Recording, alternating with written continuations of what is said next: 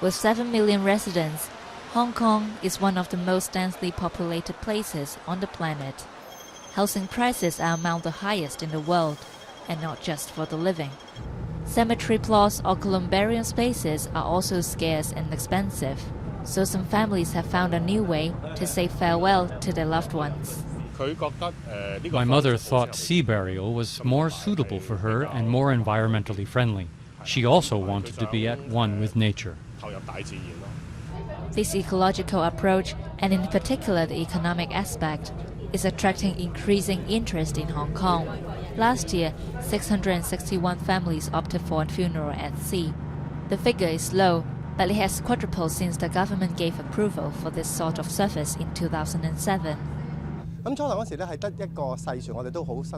When we started the business, we only had a small boat which lacked all sorts of equipment. At first, people didn't agree with the idea of sea burial, but now it's widely accepted by many people because it's becoming a real trend. We receive many requests now.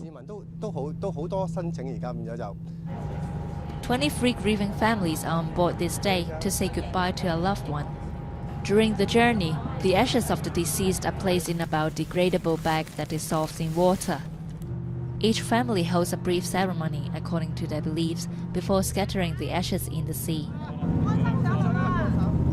But this style of funeral arouses misgivings among some, notably for cultural reasons. Chinese tradition says the person's remains should be kept in a special place, somewhere relatives can gather to give offerings to their loved ones.